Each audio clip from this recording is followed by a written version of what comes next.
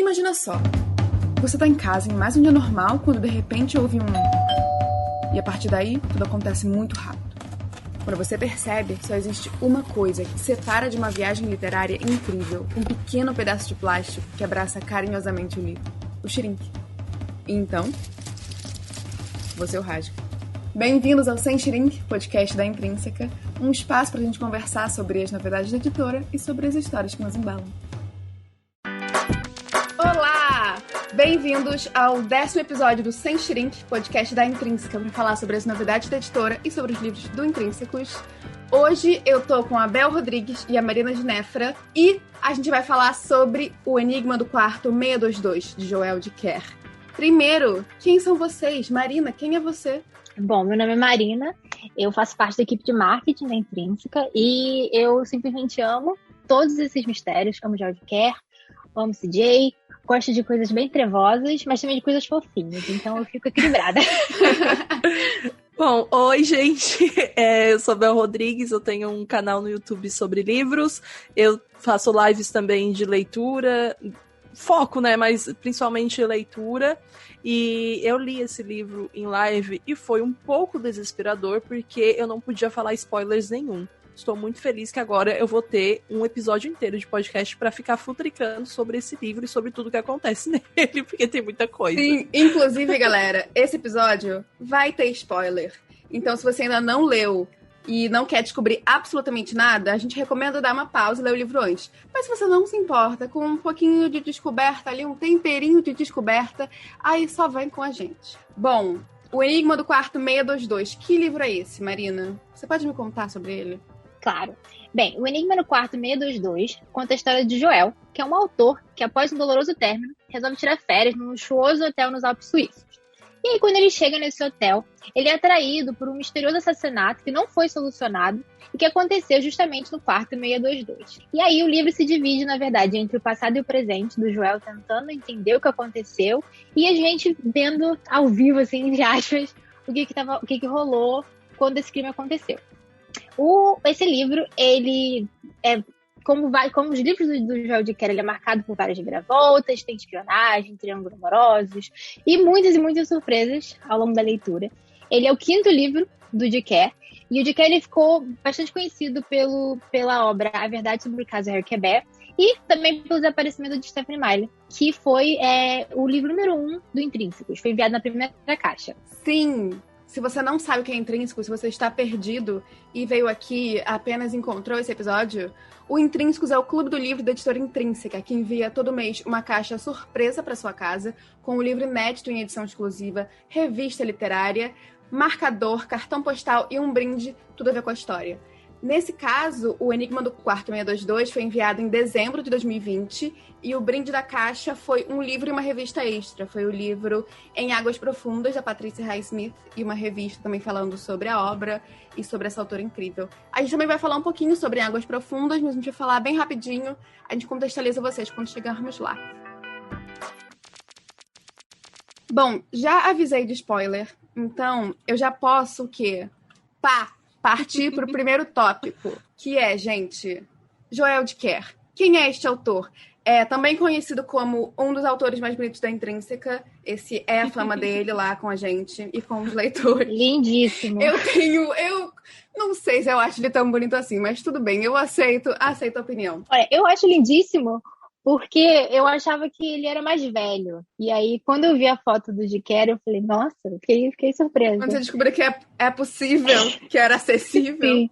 Eu não acho ele muito bonito não, gente. Mas assim, eu acho que ele fica bonito, ele fica mais bonito por conta das obras, sabe? Porque as obras dele são muito boas.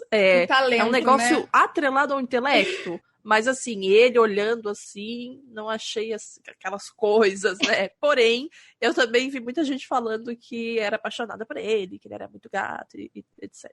Bom, o Dicker hoje é considerado um dos maiores fenômenos dos romances policiais e ele tem uma narrativa muito característica. Eu acho muito cinematográfico tudo que ele escreve. O que, para vocês, caracteriza um livro do Joel Dicker? Que elementos não podem faltar num livro do Joelzinho?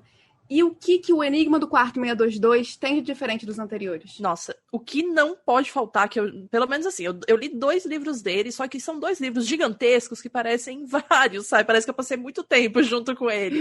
Mas o Stephanie Meyer e o Enigma do Quarto 622, ambos têm esse negócio de criar um suspense, um mistério muito grande acerca de algo, mesmo que seja resolvido nas próximas 2 páginas. A gente fica muito querendo saber, ele resolve, depois ele já cria outro, então ele é um grande criador de mistérios. Eu acho isso muito difícil de fazer, porque para não soar forçado e não soar uma coisa só, quero chocar, é bem complicado mesmo enquanto escritor fazer isso, e ele faz com muita maestria. E o que tem no Enigma do Quarto 622 de diferente, que eu achei, foi mais esse toque de realidade. Durante muito tempo do livro, a gente tem essa proximidade e parece que a gente está lendo uma não ficção, porque ele cita a morte do editor dele, que realmente aconteceu, e ele mesmo é um personagem no próprio livro, né, na história. Então, o fato dele ser um personagem, o tempo inteiro que ele falava dele mesmo, eu fiquei pensando, calma, será que isso aqui realmente não aconteceu, nada disso aconteceu? Ou será que a única coisa não ficção é esse falecimento do editor? Tipo, até que ponto isso difere da realidade de tudo que realmente rolou? Achei muito, muito, muito, muito criativo da parte dele colocar isso na história também e trazer essa proximidade para o leitor, porque eu acho que a grande chave de um bom mistério, né, de vários mistérios e suspenses que são muito bons, é quando a gente vira aquela chavinha do calma. Isso aqui é um mistério tão bom que já tá soando tanto quanto a realidade, então tá me dando já uma agonia, já tá passando aquele limite, sabe? Porque deixou a gente já à deriva da gente mesmo enquanto a gente tá lendo, e eu senti muito isso enquanto lia o Enigma do Quarto 622. Nossa, essa questão de misturar ficção com realidade, eu tava lendo hoje a entrevista dele pra Folha de São Paulo, e ele falou basicamente que ele se colocou na história pra zoar com a cara dos leitores. Claramente, porque realmente foi feita de palhaça, né? Até porque no Harry Quebert também rolou muito essa coisa, tem um personagem que é um escritor, que é o Marcos, e parecia muito o Joel de Kerr. Assim, muito. Eu, quando eu tava lendo, eu jurava que era o Joel de Kerr. E aí ele sempre desmentiu isso. Ele falou, não, gente, é ficção e tal. E aí, realmente, nesse livro, no novo, ele se coloca, eu acho que mesmo pra zoar com a nossa cara, sabe? Já que estavam falando que era eu, agora toma meu nome, toma minha história aqui no meio, que vocês não vão saber o que é verdade e o que não é. Eu fiquei muito animada quando eu vi, porque a gente pega o livro assim, sem saber sinopse, sem nada, e comecei a ler. Aí, de repente, Joel. Aí eu marquei, gente, tem aqui um personagem com o nome do autor. E eu fiquei lendo, gente, é ele? Fui ludibriada, fui enganada por Joel de Kerr. E outra coisa também é essa coisa de não ter o quarto 622, sabe? Eu acho que realmente é um enigma muito bom pra manter a gente até o final. Porque eu juro que eu não ia descansar até saber o que aconteceu. Ok, a gente pode ir para a variável de que não, aconteceu um assassinato, aconteceu um crime, aconteceu algo muito ruim que tiraram, mas mesmo assim a gente quer saber o que aconteceu. É diferente, alguns mistérios a gente sabe, por exemplo, que, sei lá, tal pessoa morreu e a gente tem que saber o motivo, mas não, isso não é não dá aquele gás pra gente continuar lendo, fissurado na leitura, sabe? Tem que ter bastante artimanha, tem que ter bastante jogo de cintura pra manter a gente entretido num thriller até o final, né? Num suspense. E, cara, esse tem, sei lá, 600 e tantas páginas, já nem lembro mais quantas, e eu fiquei fissurada ali, tipo assim, 3 dias, sabe? Um negócio bizarro mesmo, esqueci que eu tinha vida. Eu tava vendo o caso do Harry Quebert, e ele fala assim, o Harry Quebert fala pro Marcos, um escritor precisa colocar mistérios até o fim do livro, até a última página, você vai ter que ter um mistério ali, gente. Ele está zoando com a minha cara, porque assim, era tombo atrás de tombo. Acho que em todos os livros do Joel era isso, não importa o quanto você avançar no livro, você não está seguro, você não vai descansar até você acabar esse livro, porque sempre vai ter uma reviravolta incrível. Sim, é verdade. Você sempre tá com a sensação também de que você tá sendo enganado. Eu sempre me sinto assim, eu tô sendo enganada, eu tô perdendo coisa, né? Sabe? Tem alguma coisa aí que eu não tô entendendo, eu vou continuando pra ver se eu entendo, e aí ele me vem com surpresas. E aí também muito essa sensação de tá sempre perdendo alguma coisa e ele vai lá e te explica e te surpreende.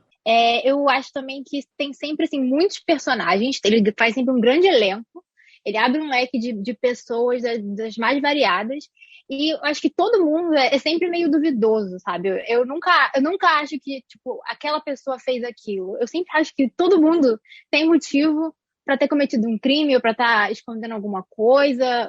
Ninguém é, assim, totalmente mocinho e também ninguém é totalmente vilão. Uhum. E aí é sempre essa gama de pessoas que, de alguma forma, se encaixam. Que eu fico também... Como ele, como escritor, consegue fazer isso. Fazer essas pessoas, a história dessas pessoas se cruzarem e fazer sentido. É muito bem costurado. Você acha que não tem como, no Quarto 622, por exemplo, não tem como a história do pai do Lev, que mora lá na vilazinha, se misturar com a história do Macaire, que mora em Genebra e trabalha no banco. Você pensa, gente, como assim? Não faz nem sentido essas histórias se misturarem. E aí ele vai costurando de uma forma que você, na verdade, você é só levado, não é... É muito sutil. Sim. E é muito bem feito. E eu gosto muito também quando ele aborda a vida da mulher, assim, eu acho que é uma coisa bem clara, onde ele não só pesquisa e estuda sobre, mas ele fala, de fato, com mulheres ao redor dele, porque não é uma coisa engessada, sabe? Para ele montar a Anastasia, ele chega até a mencionar, abordar, né, em determinado capítulo, sobre violência doméstica, e eu achei que foi muito bem abordado, não foi uma coisa que foi jogada, sabe? Porque às vezes a gente vê uma coisa meio forçada em alguns, até mesmo suspense, ou colocado só para chocar em alguns livros, e nesse deu muito para ver que não foi isso, sabe? Foi uma coisa que já estava pensada, ele provavelmente conversou com outras mulheres, ou até mesmo vítimas, não faço ideia, mas eu sei que foi uma coisa bem mais fundamentada pela forma que ele abordou, sabe? Com bastante sensibilidade. Assim como eu também acho que ele colocar o tanto de... Cara, no meio do livro a gente pensa, putz, mas já tá acabando. Tipo, como assim? Eu já sei o que vai acontecer e tal, e do nada... Pá, tem uma espécie de sociedade secreta, sabe? Do nada, mas que tava tão na nossa cara que poderia acontecer que a gente não chegou a pensar como. Como que eu não pensei que isso poderia, de fato, estar acontecendo? Tem um monte de homem super ambicioso, tem gente que quer presidência disso e daquilo. Tipo, óbvio que poderia ter uma coisa muito maior por trás, porque ricos são loucos, né, gente? Ricos, essa é o grande plot do livro. Ricos são doidos. Acho que isso é um bom resumo do livro. E eu acho que essa gama de personagens, eles são muito imprevisíveis. Eu acho que nesse livro, o Joel até mescla um pouco essa história de mocinho e vilão. Acho que até nos anteriores dele um pouco também, mas nesse eu fiquei com uma impressão muito clara de que é isso, não tem ninguém totalmente bom ou totalmente mal. E nesse, ele parte de uns arquétipos do tipo Lev, é o cara perfeito. Então, teoricamente, ele seria o mocinho, mas, na verdade, você vai descobrir que não tanto assim. Eu não gostei dele desde quando ele apareceu, do Lev, cara. O Macaire, pelo menos, a gente sabia dos defeitos, ele não tinha muita... Tipo, não ficava pensando muito antes de ser autêntico, sabe? Não ficava pisando em ovos. Agora, o Lev parecia o tempo inteiro... Ai, que ele era misterioso demais, tinha coisa demais. Achei que ele era perfeito demais. Devia ter alguma coisa ali. E ele conquistava todo mundo, ele tinha história pra todo mundo, ele falava várias línguas, não importava a pessoa, né, o que ela falasse, ele tinha assunto. Sim. Era muito estranho aquilo. Eu já li muito livro pra saber que essa pessoa tem alguma coisa escondida. E eu acho que é muito também da gente já conhecer mais ou menos as histórias do Dicker, né? Porque em Stephanie Meyer também eu desconfiava do livro inteiro. Basicamente, também tem um monte de personagem, eu desconfiava de todo mundo, sei lá, salvo uns 2, assim, sabe, que eu não imaginava, mas já cheguei também pensando, ok, eles não fizeram isso, mas eles também não são flor que se cheire, porque tem lá, né, aquelas coisas, mas eu acho que é mais sobre eles terem defeitos, né, como todo mundo, então ele aponta todos esses defeitos de propósito para fazer o leitor de palhaço, porque o leitor, ele vai projetar na cabeça dele, quem que é, por exemplo, eu vou botar um nome aleatório, quem que é a Ana do livro? Aí eu vou falar, a Ana é aquela que falou que queria matar não sei o quê, porque o leitor não vai lembrar, a Ana é aquela loira, bonita, não sei o quê, sabe? O leitor vai lembrar, é aquela que queria matar, é aquela que falou que queria matar, porque quem lê thriller já lê com, né, os 8 tudo aberto.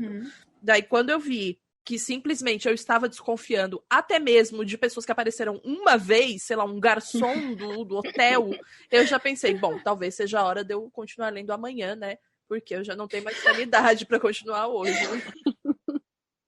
E também é legal isso que a gente desconfia de todo mundo e que todo mundo é estranho. Mas você também não detesta todo mundo. Eu não sei, eu fico com a sensação de que até, tipo, fulano pode ter matado alguém, pode ter cometido crime, mas você não tem um ódio daquela pessoa. Uhum. Ou você, assim, não fala, nossa, que vilãozão, meu Deus, pessoa horrível, não dá pra defender de jeito nenhum e tal, não sei o quê. Você ainda fica, por exemplo, o Maquer, ele, apesar das coisas esquisitas dele, de ser completamente engraçado, eu ficava com um pouco de pena dele. Eu ficava assim, nossa, esquisito ele, mas eu gostei dele, sabe? Eu também. Eu acho que eu fiquei com muita pena da Anastácia o tempo todo. E assim, eu nem tava concordando com ela, mas eu fiquei de, gente, por favor, quem tira essa mulher daí? Eu vou dar independência pra essa mulher. Não aguento, me deixa nervosa. Nossa, aquela mãe dela. Nossa! Horrível. Que mulher horrível. Eu acho engraçado porque é muito caricato. Sim. E dá muito pra imaginar, né? Porque ele coloca ali como uma coisa, tipo... Cara, a mulher, ela não tinha nada. Ela era uma pé rapada, basicamente. E ela ficava fingindo por conta dos antepassados dela. Ah, não, porque eu sou da origem, não sei o quê. Meus ancestrais, não sei o quê. Ela se achava a aristocrata, que fazia parte de uma dinastia ainda. Eu ouvi Família Real Brasileira. Era tipo um surto, assim, Oliveira Bragança, sabe? Que acha que ainda tá no regime monárquico aqui. E também tem o Romanov, né? Porque eu adoro, toda vez que tem Rússia, tem sempre alguém que é Romanov no meio, esquecido. Uhum. Eu achei muito boa essa questão de não ter nenhum mocinho, nenhum vilão na história, porque esse livro foi enviado junto com Em Águas Profundas. Que, Bel, você leu Em Águas Profundas, né? Nossa, pelo amor de Deus! Bom, para contextualizar o ouvinte, Águas Profundas é um livro de suspense da Patricia Highsmith, que tem como personagem principal o Vic, que, ao mesmo tempo que o Vic é muito encantador e conquista o leitor, ele também faz várias merdas durante o livro. E aí você fica nessa questão, caraca, Vic, tu tá fazendo merda, mas assim, ainda estou te apoiando. Você fica assim durante todas as páginas. Eu acho que isso contrastou muito bem, porque parece que me levou para 2 lugares de mistério, esse combo de histórias. Nossa. O que vocês acharam desses personagens? Nossa, mano, completamente. Eu li um seguido do outro, assim, eu terminei em Águas Profundas, logo comecei Enigma, e, assim, em Águas Profundas, a autora fez, obviamente, de propósito pra gente ter essa afeição pelo Vic mesmo, por conta de, meu Deus, ele é basicamente um resumo da história. Ele e a mulher dele, que é a... Como é o nome dela? Megan? Melinda. Melinda, isso. Eu ia falar Melanie, enfim. Ele e a Melanie, eles não dão mais certo, eles são casados ainda, eles têm uma filha, e basicamente eles continuam casados por aparências, assim, porque não querem explicar para a filha todos os trâmites do divórcio. Ou seja, já é uma coisa bem bizarra, porque você prefere viver de aparência do que explicar para uma criança que às vezes as pessoas só não dão certo juntas, mas enfim, não questionarei, né? Não sou mãe, não faço ideia de como é lidar com isso. O livro também foi escrito na década de 50, acho que, lembrando disso, acho que a gente mas melhor. Mas, tipo assim, já não é uma coisa bizarra? Ainda sabe? é Assim, bizarro, porque até sim. hoje pessoas pensam assim. Sabe? É um negócio assustador, assim. Mas, enfim. Aí acontece da gente saber que os dois não dão mais certo e tal. E o que a gente sabe da Melinda? A gente sabe que ela gosta muito de sair, gosta muito de festar. Ela tem casos com outros homens, todo mundo sabe disso. O Vic sabe disso. E ela não faz muita questão de esconder. Porque ela tem esse acordo com ele. Nós não vamos nos separar, mas vamos continuar na mesma casa por conta da nossa filha. Mas assim, eu vou fazer o que eu quero e é isso. Sabe? Então, tudo que a gente sabe dela é que, nossa, é mais ou menos pela ótica dele e das pessoas, porque eu vi que é o cara que, eu sou muito amigo do vizinho, eu cuido muito da minha família, os vizinhos, né, como é um casamento total por aparências, os vizinhos veem que ela volta mais tarde, por exemplo, algum dia, e Deus me livre uma mãe voltando tarde, né, pra casa, Deus me livre uma mãe saindo pra festar e voltando de carona com um homem, que horror, imagina os homens que vão lá visitar também, que eles vêm entrando na casa. Então a gente sabe que o Vic tem, a aparência dele pros outros é do cara que tenta de tudo, do pai perfeito, que cuida da família, ele vai lá, ele é amigo amigo de todos os vizinhos, ele cuida do jardim da casa, ele quer reconstituir esse lar amado, e o que a gente sabe da Melanie é simplesmente que ela não liga pra isso, e que ela bebe, ela não pode ser confiável, ela gosta muito de dançar, então na frente de toda a cidade ela tá dançando com outros homens, e as pessoas veem como o semblante do Vic demonstra que ele não tá gostando,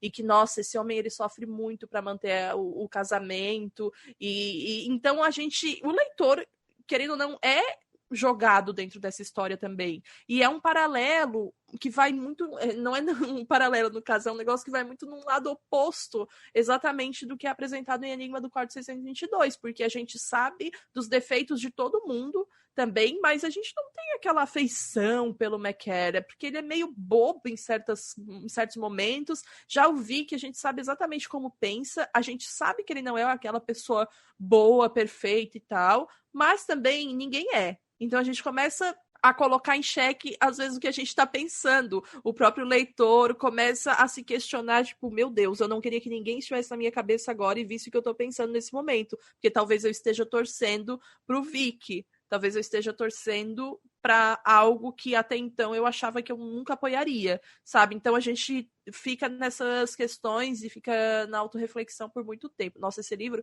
ele mexeu muito comigo, sério. E eu entendo, inclusive, porque quando eu falei sobre ele, no meu canal eu falei que eu entendia se alguém chegasse e falasse, nossa, porque eu achei, fiquei meio entediada, nada acontece, mas tudo acontece, absolutamente tudo acontece na cabeça. Uma coisa nos detalhes, sim, né? E é sempre, tipo, desde o momento que ela começa a colocar os pensamentos dele, vai colocando exatamente tudo o que vai acontecer, sabe? Tudo ela vai dando antes já um prenúncio do que vem aí, sabe? Então é muito bem escrito. Nossa, eu achei, assim, fenomenal, fantástica essa história. Tem outro da autora chegando, a gente vai lançar em abril, o Talentoso Ripley. Nossa, eu nem falo, tô Estamos doida ansiosos. Eu acho que é muito isso. Eu acho que em Águas Profundas tem esse desenrolar da história. Os dois livros, o Enigma do Quarto 622 e em Águas Profundas, eles se desenvolvem nos detalhes. É sempre aquele quebra-cabeça que vai se unindo. A parada é, no Enigma 622, você tem esses atos de vários personagens e essas pistas pelas falas, pelos olhares, pelo desenrolar da história. E em Águas Profundas, é tudo na cabeça do Vic, é tudo na psicologia do personagem. Então, essas duas histórias juntas, eu acho que compôs muito bem. Eu consegui entender esse estudo de personagem da Patricia Highsmith. E eu consegui entender essa história de ação, essa história de... Parecia mesmo um filme de ação. Eu consigo imaginar isso facilmente como um filme de ação do Dick Kerr. E no Quarto 622... É a primeira vez que a gente já falou que o Joel de Kerr é um personagem, e é a primeira vez que ele aparece na história, em um livro dele. E é uma escolha muito peculiar, e a gente ficou pensando em outros livros que o autor se colocou explícita ou implicitamente na história. Aí, pensando em autores que se colocaram na história, tem o que a gente acabou de falar, que é em Águas Profundas, que não é exatamente a autora, mas eu adoro esse detalhe, que é a Patricia Highsmith. Ela era uma mulher com gostos peculiares. E ela adorava lesmas. E ela colocou o personagem dela, Vicky, apaixonada por lesmas. Eu acho isso lindo. Eu não sei explicar porquê. Eu só acho incrível. Cara, quando eu vi isso no livro, eu pensei, o que está acontecendo aqui? Né? Quem gosta de lesmas? Pelo amor de Deus, que gosto peculiar. Mas depois eu vi também que ela tinha isso. Acho que eu vi num comentário do próprio Goodreads, de um pessoal falando que ela gostava muito de lesmas e tal, uma época até colecionava, uma coisa muito bizarra, gente. Gente, tem um rolê que ela entrou numa festa, ela queria entrar na festa com as lesmas dela, claramente não era possível. Então ela apenas escondeu, assim, ou era debaixo dos peitos, ou era dentro da calcinha. Mas assim, ela escondeu no corpo dela as lesmas.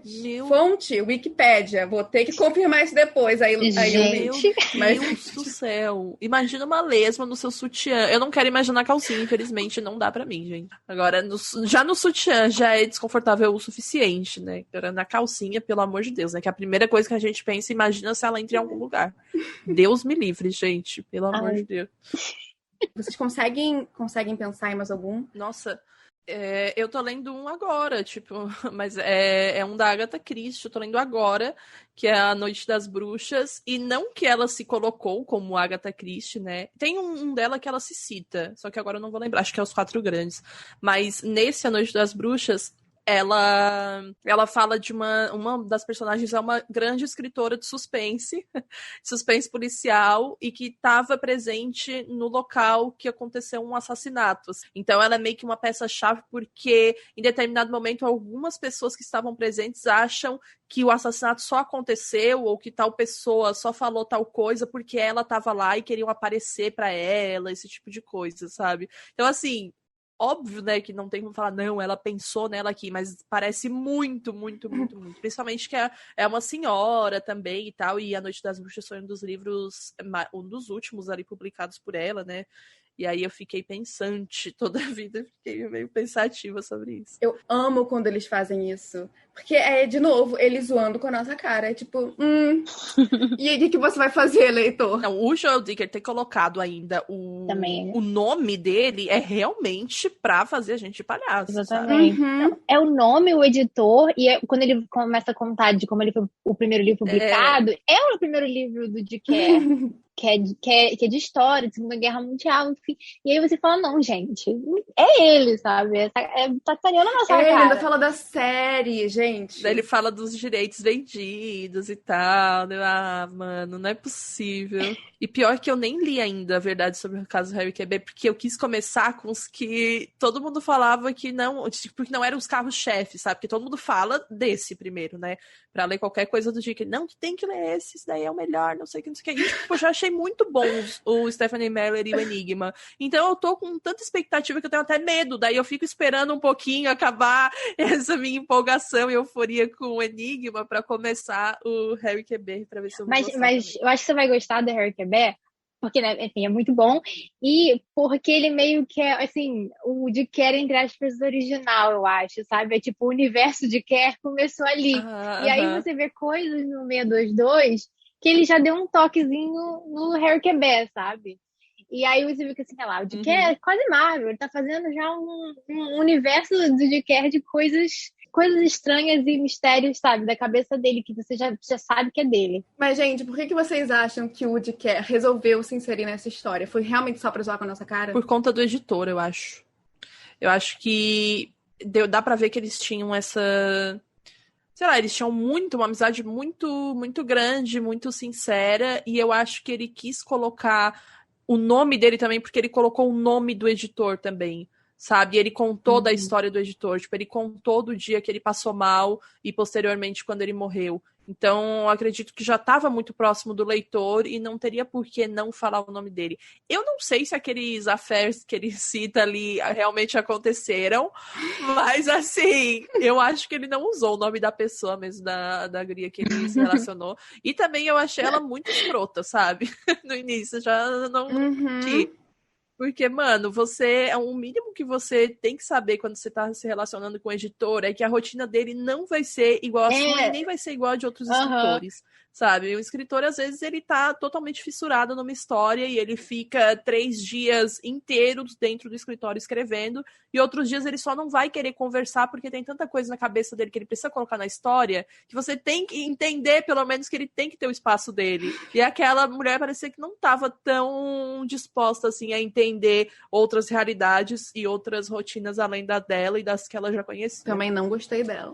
Eu também fiquei meio assim, eu falei, gente, esses affairs dele aqui, eu fiquei na dúvida se era real ou não.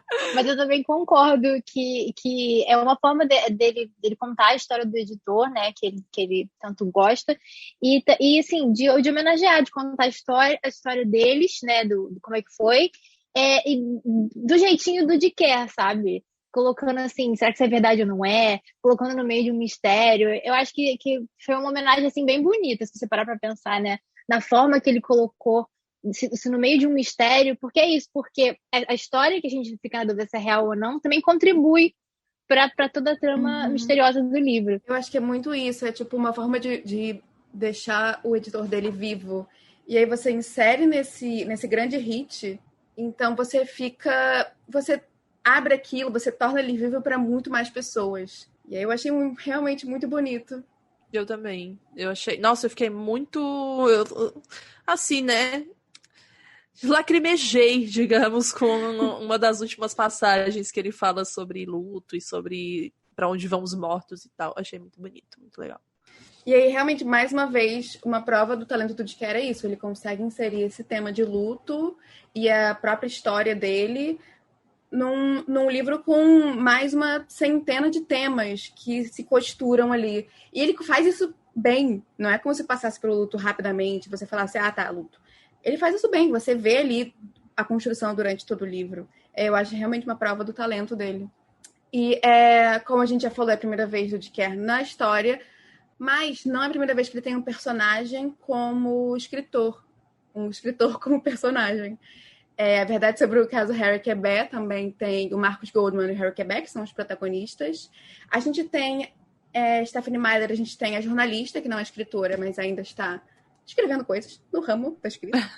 E quando o Dicker veio para o Brasil na Flip, não lembro agora o ano, foi há longínquos anos atrás. Quando o Dicker veio para o Brasil para a Flip, ele falou sobre o caso do Harry Quebec, falou que considerava algo mais do que um romance policial, que para ele era um livro sobre escritores e sobre a arte da escrita. O que vocês acham dessa peculiaridade, assim, do Dicker? Queriam conhecer esse processo criativo do escritor? Nossa, eu queria muito. Eu queria que ele fizesse um vlog, assim, sabe?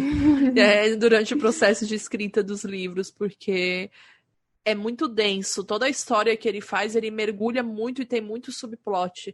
Não é só aquela coisa, crime aconteceu, investigação, suspeitos, entrevista, enfim, interrogatório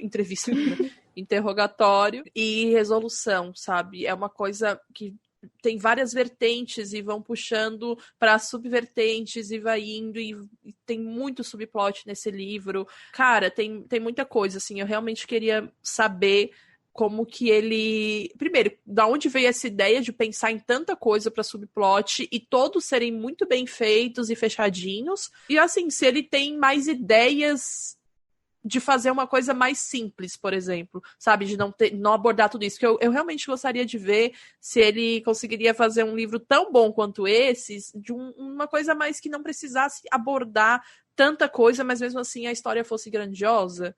Porque a gente já sabe que ele consegue fazer histórias enormes, sabe? Livros enormes, com vários desses subplots e todos perfeitamente encaixados. Mas, às vezes, para esse tipo de escritor, né, como ele já está acostumado a fazer uma coisa muito mais grandiosa, às vezes fazer o mais simples, que é, não necessariamente simples, né, mas digamos que um livro mais curto e que vá mais direto ao ponto, é mais complicado. Tem muito escritor que acha porque ele acaba indo muito longe. O próprio escritor do Game of Thrones está aqui para provar, né? O George Martin está aí. Porque acaba achando que tem que abordar mais coisa e tal. Então eu queria muito ver se ele faria, tipo, um livro mais direto, assim, ao ponto, que não fosse, sei lá, por exemplo, o Enigma do Quarto 622, se não tivesse o treco em relação àquela sociedade secreta, surto total, ou ao negócio do teatro, do pai do Lev, essas coisas todas que ele aborda muito também, sabe? Que fosse só, por exemplo, um negócio de ambição, jogo de ambição acerca da presidência do banco, porque tem muita coisa para abordar ali também, mas não necessariamente que envolvam outras coisas e outras camadas ainda da história, sabe? Que seja tudo só uma subcamada dessa grande camada que era a presidência. Eu queria muito ver num todo o processo criativo dele para absolutamente qualquer coisa. Eu leria, sei lá, um bloco de notas dele, assim, que ele descartou e jogou no lixo, eu gostaria de ler também. Eu sei que ele tá ouvindo esse podcast, então, por favor. Alô, Dicker, a gente lançou um desafio, hein? Quero ver, quero ver lançar um conto. Manda fotos da sua mesa. Eu também fico perguntando assim, a mesa desse homem, gente, deve ter, ele me passa uma sensação de que ele pesquisa muito, que ele tem que pesquisar Sim. bastante coisa para escrever. E aí, como é que é essa pesquisa? Se ele fica, sabe, post-it para todo lado? Como é que ele faz? Ele faz tipo um personagem, planeja tudo daquele personagem, e depois ele vai entrelaçando uma coisa na outra. Eu queria saber como é que as coisas se organizam na cabeça dele. Porque às vezes na minha, eu lendo tem tipo... Eu imagino um quadro de investigação. Aquele quadro de investigação com linhas vermelhas ligando uma foto a outra. Imagina isso. Sim, exatamente. Aquele meme mesmo, sabe? Do cara já com os cabelos em pé, olhando para aquele quadro, tipo, meu Deus, estou surtando. Isso deve ser o processo criativo do Dicker. Não, e aí, quando a gente vai olhar a foto do Dicker, ele tá sempre com uma cara de paz, de alegria. Pleno. Pleno, eu falo, nossa, gente. E aí, eu e Marina ficamos com uma questão. Que escritor você acha que seria um bom investigador? Porque o Dicker claramente pesquisa muito, cria ali uns assassinatos, mas você acha que ele seria um bom investigador? Um bom detetive? Eu acho que ele se envolveria demais. Pelo que ele falou, né? Não sei se era ele mesmo, mas só vendo ali sobre a fé dele. Mano, tinha uma semana que ele conhecia aquela mina e ele tava assim, sei lá, sabe? Totalmente apaixonado, passando mal, sofrendo. Eu falava, que é isso, gente? O que tá rolando aqui? Eu acho que ele se envolveria muito. Uma pessoa que eu acho que seria boa para investigar é Karen Slaughter. Gosto muito dos livros dela e acho ela uma boa. A Paula Hawkins também. Acho que seria uma boa investigadora. Mas seria muito clichê eu falar da Agatha Christie, né? Mas enfim. Eu pensei na Agatha Christie, pensei a mesma coisa. Clichê falar, porém falamos agora. Não tem como não pensar, sabe? Ela faz tudo de uma forma tão alheia a tudo. Tipo, ela raramente realmente coloca elementos da vida dela, e quando ela coloca são coisas bem superficiais que só quem já leu muita coisa dela ou conhece muito da história dela vai saber, entende? Tipo, o negócio o que ela mais coloca, que são os venenos, é o que ela aprendeu sendo enfermeira, sabe? Então, assim, já é uma coisa que ela mais coloca e aplica ali na história, que é um negócio mais mórbido e tal, diferentemente do Dicker, que botou um negócio do romance, de toda aquela coisa. Fiquei pensando na Gillian Flynn. E nem é só porque ela é escritora de thriller, não. Eu acho que é porque ela consegue ver, assim, o pior do ser humano, sabe? Ela não espera nada de bom. Essa pessoa aqui é um cocô. Uhum. Nossa, Gillian Flynn, pelo amor de Deus, me alimente com mais histórias. Que mulher. Jesus. Realmente, eu acho que esse lado dela de ver só coisa ruim seria muito útil numa investigação. Porque talvez alguém muito feliz não dá certo, né? Pois é. Quem só vê o lado bom da vida não dá, gente. É, exatamente. Eu fiquei pensando também na Delia Owens, de Um Lugar Bem Longe Daqui. Porque ela é gerente cientista e tal, então eu acho que ela já tem uma coisa também de pesquisar e tal. CSI. Mas eu acho também que ela seria aquela pessoa, tipo, que uma investigação longa, sabe? Que ela conseguiria manter sabe aqueles mistérios que ultrapassam muitas décadas e ela no final consegue solucionar. Eu acho que ela também seria uma ótima investigadora. Nossa, consigo super imaginar. Eu acho que a própria Patricia Highsmith também, tipo, porque, mano, quando ela escreveu o livro, a Patricia tinha o quê? Tipo, foi 1950, como vocês falaram, década de 50, sabe? Então ela escreveu um livro já que até hoje é muito bem... Dá pra gente pegar muitas vertentes desse livro e aplicar na nossa sociedade hoje em dia. Então eu acho que ela já era muito visionária, já tinha muito essa visão à frente do tempo, e isso poderia ajudar, né, de fato, numa investigação, até porque a construção que ela fez da personalidade antissocial foi uma das melhores que eu já vi nos livros que eu já li na minha vida.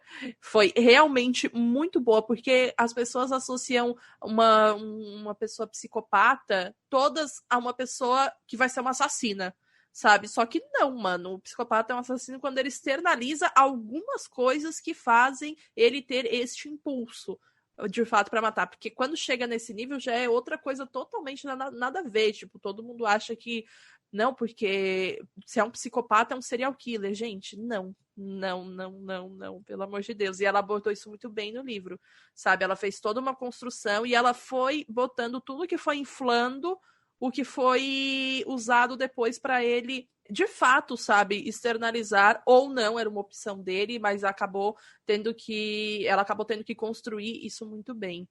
A Patricia Highsmith, uma coisa que ela fez foi que ela não sensacionalizou a perturbação do Vic, sabe, que é algo que nós, criminólogos, agradecemos muito, sabe, porque... Quando você faz a construção de um viés de insanidade da mente psicopata, na maioria das vezes, tipo assim, pro leitor, não é quando de fato o psicopata age e externaliza, é quando ele vai passo a passo idealizando como vai ser essa externalização. E ela fez isso muito, muito bem. E por isso que eu acho que, voltando para a pergunta inicial, que ela daria uma boa investigadora, sabe? Porque naquela época ela já conseguiu fazer isso de uma maneira muito foda e não tinha o tanto de estudo e pesquisa que tem hoje em dia, né? Imagina, primeiro o serial killer dos Estados Unidos, eles foram considerar mesmo chamar de serial killer nos anos 70. Então, é algo muito, muito promissor, assim, ler esse livro dela e pensar, caramba, ela escreveu isso há tanto tempo. Patrícia é realmente visionária em diversas coisas, diversas coisas. Eu tô doida pra ler outro dela. Cara, eu tava lendo semana passada. É incrível, eu tava lendo Ripley. É incrível. Privilegiada. Eu amo poder falar isso.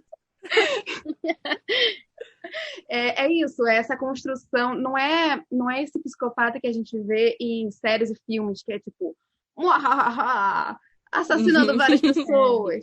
É essa mesma, o pré e o pós-assassinato. E como essa pessoa, que aparentemente por fora é uma pessoa comum, uma pessoa normal, não é uma pessoa sem sentimentos, assim, não é como se ele fosse matar todo mundo, como ele planeja tudo isso de uma forma muito calma e muito racional.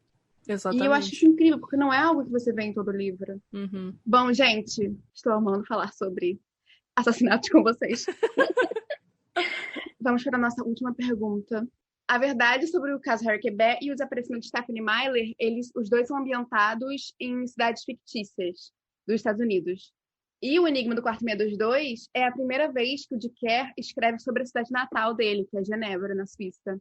Durante a obra, os personagens passam por lugares reais. Se você procurar lá no Google Maps, você vai poder ver. Uhum. Tem o teatro, tem o restaurante, ele vai falar o número da casa, da rua, existe, gente. Eu joguei no Google Maps, tá? Para descobrir isso. Vocês se sentiram passeando por Genebra? Vocês acharam que esses lugares reais, eles contribuem para a narrativa ou não? Para vocês, tanto faz? Nossa, acho que contribui muito. Eu gosto quando fica na nossa imaginação também, mas como ele cita, a primeira coisa que eu penso é o quê? Os Alpes e neve e chocolate, né? E a primeira coisa que eu penso em Suíça é isso. Depois, obviamente, quando ele começa a citar mais coisas assim, Suíça, tipo, eu nunca fui pra lá, então é muito legal imaginar como são as coisas, porque na hora que ele cita o hotel, dá muito pra saber, mais ou menos, tipo assim, tu vai botando cada coisa. Eu imaginei um hotel super grandioso, super da hora, até mesmo um restaurante, sabe, porque era um restaurante especial, e várias vezes ele cita vários lugares que eles foram ou comer, ou tomar café. A própria Anastasia encontrava a mãe dela toda semana, né, num restaurante, a mãe e a irmã, e eu acho muito legal. O que eu conheço da Suíça, de fato, foi porque eu passei de trem por lá, então eu só vi realmente os Alpes, mas dá muita vontade de viajar. Parece incrível. Sim, dá muita vontade de viajar só pra lá, só pra ver cada lugarzinho, sabe, da Suíça, porque eu imagino que seja, assim, um país incrível, uma cidade incrível também. Eu também gosto muito da ambientação desse livro, e eu acho que o Dick é realmente isso, ele tá nos detalhes, né? Tipo, e se você procurou o número tal, existe. Então, eu acho que eu lendo, eu ficava realmente com aquela sensação de Alpes, neve, lugares chiques. Eu acho que ele passa isso muito bem. Eu gosto muito disso no detalhe, porque é isso, você não precisa saber que aqueles lugares existem. Se você souber, show, você contribui para a história, mas se você não souber, ainda funciona muito bem. Exato. Mas você sabe que pensando até no Stephenie Meyer e no Harry Quebet, que as cidades não existem, né? O Stephenie Meyer é nos Hamptons, mas é uma cidade que não existe, Orfé. E o Harry Quebet é em Aurora. Nos dois também são lugares que não existem, mas eu acho que eles também acabam virando esse personagem da história, porque você, sabe, no Harry Quebet tem um café, e aí tudo acontece também naquele café. Então eu acho que tem um restaurante, tem um café, tem sempre lugares que, mesmo que eles não existam, você imagina aquilo perfeitamente, sabe? Nossa, é verdade, os lugares são muito vivos. Estava pensando agora no Harry Quebet. A cidade, ela é muito viva, e eu sinto a cor só de ler, sabe? Eu sinto a cor da cidade, eu sinto o cheiro da cidade. Sim. Em Genebra é a mesma coisa, só que esse lugar existe. E aí a gente foi pesquisar para fazer um mapa interativo. Quem é assinante tem no Intrínseco Digital, na parte desse livro de Enigma do Quarto 622, tem mapa interativo de Genebra, que lá você pode passear um pouco pela cidade. A gente foi pesquisar para fazer isso, e parecia que eu estava lendo o livro de novo, apesar de ser completamente diferente da minha imaginação, mas eu conseguia passear pelas ruas e conseguia sentir a vibração da cidade. Nossa, pensar, né, foi onde isso aconteceu, onde essa pessoa falou isso. Nossa, é muito legal ter esse mapa interativo. Uma sacada muito boa. Gente, eu acho que é isso. Vocês têm alguma indicação de filme, série, livro, vídeo no YouTube, cachorrinho e gatinho pra indicar pra quem gostou de O Enigma no Quarto Meia dos Dois? Cara, eu super indicaria o próprio Em Águas Profundas. Eu acho que não foi à toa que eles vieram na mesma caixinha. De verdade, assim, a gente falou aqui um pouco sobre, mas não é nem metade do que realmente é e todas as sensações lendo esse livro são incríveis. E também indico horrores todos os livros da Gillian Flynn. Sério. Porque eu acho que eu senti a mesma coisa que eu senti... eu senti a mesma coisa que foi essa vontade de terminar logo o livro, que é um grande suspense, um grande mistério, mas de forma diferente, sabe? Porque com o da Gillian Flynn eu queria saber outra coisa totalmente diferente dos livros dela, eu queria saber coisas diferentes. No do Dick outras coisas eu quero saber, mas o meu foco principal era nesse enigma gigantesco, e mesmo quando tem uma grande revelação, que assim, se você acertou a revelação, olha, meus parabéns, você devia trabalhar no FBI, porque sinceramente jamais imaginaria, jamais, inclusive até depois eu fiquei pensando, meu Deus, não é possível, mas depois eu pensei, não, talvez seja assim, e é isso, sabe? E filme, acho que O Silêncio dos Inocentes. Ai, maravilhoso, maravilhoso. É muito bom, né? Um dos meus favoritos. Vai muito nessa linha também, de ter vários subplots, mas principalmente né? Que daí não vou nem falar, quero dar spoilers. E eu gosto muito de O Colecionador de Ossos também. Eu acho que é um romance policial muito bom, que também me lembrou bastante da escrita do Dick Kerr e da própria narrativa acerca de crimes, etc. O filme não é tão bom quanto, infelizmente, mas eu gosto bastante do livro. Mari, você tem alguma coisa pra indicar? Eu tenho. Eu vou indicar uma série que eu assisti agora no carnaval, porque eu não só... Eu dormi, mas eu também assisti coisa. É uma série que eu fiquei muito obcecada. Ela se chama Perry Mason, é da HBO. E é também inspirada num livro antigo e tal. Tinha uma série de TV que era de preto e branco, agora eu não lembro de quando é que era, mas que é sobre um advogado / detetive. E aí, nessa nova versão do Perry Mason, ele tem um sequestro seguido de morte, logo no primeiro episódio. E aí ela é uma série que ela vai te entregando quem é, logo no começo, mas as coisas não fazem sentido. E aí depois, aos poucos, você e o detetive vai lá entendendo o que tá acontecendo. Ela é curta, assim, são 8 episódios, mas cada episódio, assim, de 1 hora. Então você fica ali imerso naquilo, porque se passa nos anos 30, tem tudo uma vibe no ar. Mas é muito legal, eu acho que, assim, também pra quem curte desses grandes mistérios e reviravoltas, é uma série que acho que as pessoas vão gostar. E minha dica de livro é O Silêncio da Cidade Branca. Nossa, muito bom. É muito, muito, muito legal. E também foi um livro, assim, que eu não conseguia largar, porque também dava várias reviravoltas e eu falava, meu Deus, também onde é que isso vai dar? O que tá acontecendo? E é muito legal. E também tem uma atmosfera, se passa na Espanha, então também tem uma atmosfera, assim, europeia, mistérios na Europa. É bem maneiro. A gente podia começar uma sessão Mistérios na Europa. É bem legal. Bom, eu vou indicar True Detective. Perfeita! Ai, eu amo. Que é uma série que eu acho que tem um ritmo muito parecido com o de Kerr, que também você fica em dúvida. São várias revelações, e tem a revelação principal, e durante toda a série você fica com uma pulga atrás da orelha e você não consegue dormir sem descobrir o que é. E além de True Detective, é claro, os outros livros do George Kerr. É isso. Stephanie Meller é muito bom. Vocês querem mandar algum recado? Algum beijo final para os nossos ouvintes? Acho que não, só me despedir mesmo. Agradecer por ter ouvido até aqui, porque é sempre muito bom falar de crimes não solucionados e solucionados, principalmente se forem fictícios, né? Dá um alívio maior. E agradecer por terem ouvido até aqui, porque também queria agradecer o convite, porque eu fiquei muito, muito feliz, queria muito falar desse livro mais, sabe? Ficar falando mais sobre ele, porque dá um podcast, dá até mais episódios. Dá 3 episódios fácil. Isso, se a gente fosse aprofundar muito, mas queria agradecer o convite e dizer que eu adorei. Muito obrigada. Muito obrigada a você. Muito obrigada a vocês, Marina e Bel, por participarem desse episódio. Isso, também queria agradecer. E que também é sempre maravilhoso falar sobre o Dick Kerr, fico muito feliz. É isso.